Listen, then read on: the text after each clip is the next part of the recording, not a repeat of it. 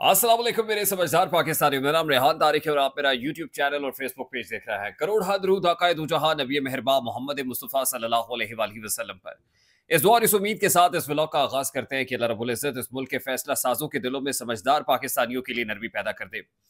वो नून लीगी दोस्त जो गुज़श्ता रात से इसहाक डार के डेप्यूटी वज़ीर आज़म बनने पर लुडिया डाल रहे हैं, भगड़े डाल रहे हैं, धमाले डाल रहे हैं, तो उनकी इत्तला के लिए अर्ज़ है कि एस्टैब्लिशमेंट ने एक बार फिर पाकिस्तान मुस्लिम लीग नून नवाज शरीफ को सज्जी दिखा के कभी मार दिया है।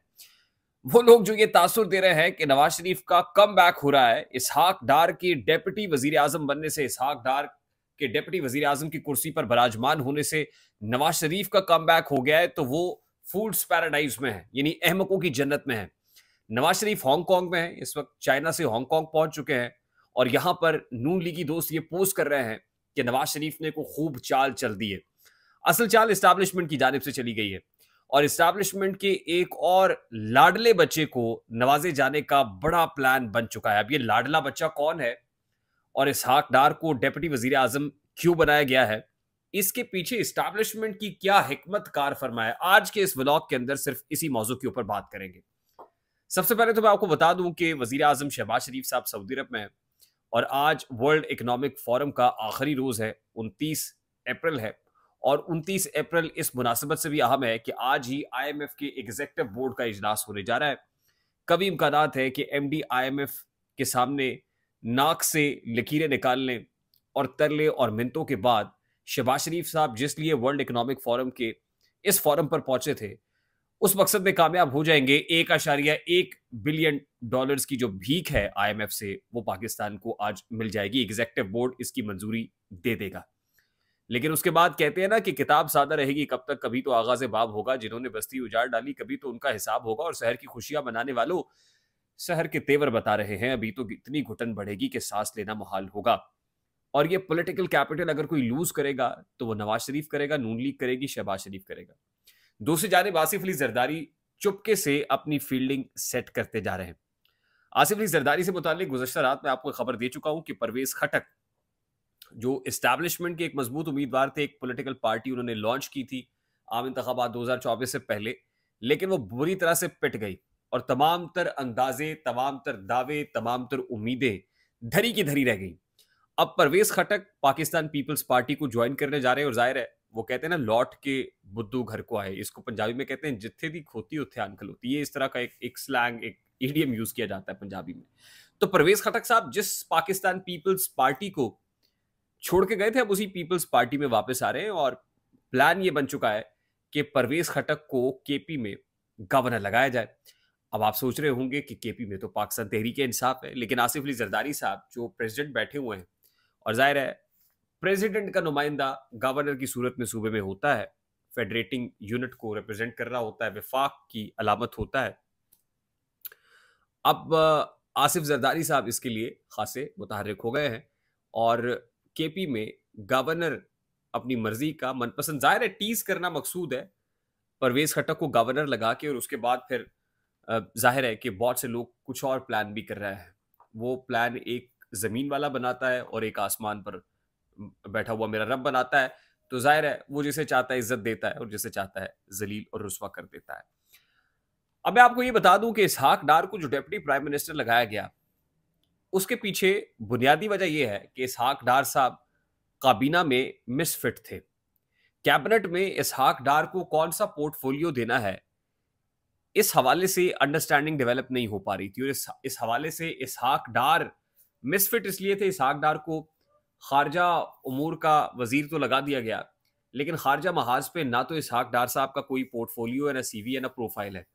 और वाकिफान हाल ये बताते हैं कि जो भी वफ्द इसहाक डार साहब से मुलाकात करने के लिए पहुंचता था, डार साहब खारजा उमूर के ऊपर कम बात करते थे और इकोनॉमिक डोमेन के ऊपर उसे मईशत समझाना शुरू कर देते थे। दफ्तर खारजा के बहुत से लोगों ने, सीनियर ब्यूरोक्रेट्स ने, सीनियर अफसरान ने डार साहब को बारहा समझाया कि डार साहब जांदी करो, अब आप फाइनेंस का पोर्टफोलियो संभाले हुए नहीं हैं, आपके पास खारजा उमूर की मिनिस्ट्री है, तो खारजा महाज पर मामलात डिप्लोमेटिक अंदाज में जरा और तरीके से चलते हैं। आप जो आता है आप उसको इकोनॉमिक्स पढ़ाना शुरू कर देते हैं और बताते हैं कि पाकिस्तान की मईशत में इस वक्त जो मामला है या कबाड़ा है वो इमरान खान कर गया, पाकिस्तान की मईशत मैं यहाँ छोड़ के गया था, नून लीग ने ये कर रही थी, इस वक्त ये हो रहा है। तो इससे कोई खातिर खा फायदा होने वाला नहीं है। लेकिन अब डार साहब को कौन समझाए? और जाहिर है डार साहब की अंग्रेजी भी जो है वो उसी तरह की है। और फॉरेन मिनिस्टर के तौर पर तो आपको एक ऐसा बंदा चाहिए होता है जिसकी कम्युनिकेशन बहुत बेहतर हो, जो कम्युनिकेशन का बेताज बादशाह हो। और डार साहब घुसने की कोशिश फाइनेंस में इस अंदाज में भी कर रहे थे कि आपको याद होगा कि शहबाज शरीफ साहब ने जो ईसीसी है, इकोनॉमिक कोऑर्डिनेशन कमेटी, जब उसको अनाउंस किया तो डार साहब को उसके अंदर शामिल कर दिया, सरबराही सौंप दी गई, बावजूद इसके कि वो फाइनेंस मिनिस्ट्री उनके पास नहीं है। फिर सीसीआई के अंदर उनको डाल दिया गया। ईसीसी का जो फैसला है वो उनको वापस लेना पड़ा। ज़ाहिर है एस्टैब्लिशमेंट ने बताया कि भाई साहब ये मोहम्मद औरंगजेब साहब इसी मकसद के तहत आए हैं, उनको फाइनेंस मिनिस्टर तभी लगाया गया है। अब ये भी मैं आपको बता दूं कि शहबाज शरीफ साहब खुद भी नहीं चाहते थे कि इसहाक डार साहब के पास फाइनेंस मिनिस्ट्री, और शहबाज शरीफ साहब के बड़े भाई यानी इस्टेब्लिशमेंट, मैं बड़े भाई से मुराद नवाज शरीफ नहीं है बल्कि यह इस्टेब्लिशमेंट है, क्योंकि इस्टेब्लिशमेंट के लगाए हुए शहबाज शरीफ वजीर आजम में बड़े भाई के लगाए हुए नहीं है। और अल्टीमेटली उस मामले को रिवर्स करना पड़ा शहबाज शरीफ साहब को। अब डार साहब जो मिसफिट थे कैबिनेट में, अब उनको जिसे कहते हैं ना मक्खन से बाल की तरह निकालना, उनको मक्खन से बाल की तरह निकालने के लिए डार साहब जो हमेशा पुरकशिश ओहदों के पीछे रहते हैं, वो हमेशा ये चाहते हैं कि बड़ा पोर्टफोलियो मिले। वो मैंने आपको रात भी बताया था कि स्टैंडिंग कमेटीज जो है, कायमा कमेटियों की चेयरमैनशिप हो नवाज शरीफ साहब की वजारत उज़्मा के दौर में, तो वो नहीं छोड़ते हैं। वो दाता साहब का लंगर खाना नहीं छोड़ते, इमाम बरी का लंगर खाना नहीं छोड़ते, उसकी सरबराही अपने पास रख लेते हैं। तो डार साहब को डिप्टी वजीर आजम बनाना, बिल्कुल उसी तरह से मैंने हवाला दिया था चौधरी परवेज लाई का, कि एक सिंबॉलिक सी चीज होती है। डिप्टी प्राइम मिनिस्टर तो असल में प्राइम मिनिस्टर को असिस्ट करने के लिए, ये मुआवनत के लिए मौजूद होता है। अब शहबाज शरीफ साहब को कहाँ मुआवनत चाहिए? शहबाज शरीफ साहब के पास तो खुद कोई इख्तियार नहीं है, वो तो लिखा हुआ फैसला एग्जीक्यूट करते हैं। अब डार साहब को इस अंदाज में ठिकाने लगा के अगर आप ये सोच रहे हैं कि जो वजारत खारजा की कुर्सी खाली हुई है उसके ऊपर बिलावल भुट्टो को लगा दिया जाएगा, तो ये भी आप गलत सोच रहे हैं। बिलावल भुट्टो या पीपल्स पार्टी अब भी काबीना के अंदर शामिल होने को तैयार नहीं है। सबसे पहले तो ये जो डिप्टी प्राइम मिनिस्टर की पोस्ट है, इस हवाले से जो बात सामने आई थी वो ये थी कि पीपल्स पार्टी के बिलावल भुट्टो जरदारी साहब को, शहबाज शरीफ साहब को प्राइम मिनिस्टर लगाया जाएगा, बिलावल साहब को डिप्टी वजीर आजम लगा दिया जाएगा। लेकिन बिलावल साहब ने ये मानने से इनकार कर दिया। फिर ये कहा गया कि बिलावल साहब को फॉरेन मिनिस्टर लगाया जाएगा, लेकिन बिलावल साहब ने ये भी मानने से इनकार कर दिया। उन्हें बताया गया कि आप बतौर फॉरेन मिनिस्टर आपकी परफॉर्मेंस बहुत अच्छी है, फीडबैक बहुत अच्छा है, लेकिन पीपल्स पार्टी किसी भी सूरत कैबिनेट में शामिल होने के लिए तैयार नहीं है।